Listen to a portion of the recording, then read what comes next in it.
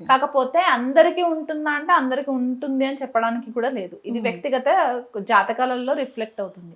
కానీ మీరు చెప్పినట్టు సర్పదోషాలు, కుజదోషాలు, స్త్రీ శాపాలు, పితృదోషాలు ఇవి కూడా one of the many reasons అవుతాయి ఆలస్య వివాహం జరగడానికి.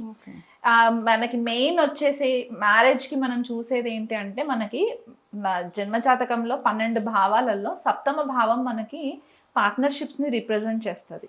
సప్తమ భావం లగ్నం వచ్చేసి మనల్ని రిప్రజెంట్ చేస్తే సప్తమ భావం వచ్చేసి మన స్పౌస్ని రిప్రజెంట్ చేస్తుంది. సో ఈ భావము ఈ భావాధిపతి గనక పాడైపోవడం ఇన్ ద సెన్స్ ఎట్లా అంటే పాపగ్రహాలతో కలిసి ఉన్న, శని రాహు కేతులతో కలిసి ఉన్న, లేకపోతే షష్ట అష్ట వ్యయ భావాలలో ఉన్న, ఇక్కడ కొద్దిపాటిగా డిలేస్ రావడం, లేకపోతే ఇవే కాంబినేషన్స్ జన్మజాతకంలో D1 చార్టులో సప్తమ భావం సప్తమాధిపతి బాగున్నా నవాంశలోకి వెళ్ళిన తర్వాత అక్కడ కొద్దిగా ఏదన్నా మళ్ళీ రాహుకేతు శనితో కలిసి ఉన్న, రవితో కలిసి ఉన్నా కూడా కొద్దిపాటిగా డిస్టర్బెన్సెస్ క్రియేట్ చేయడానికి ఛాన్సెస్ ఉంటాయి.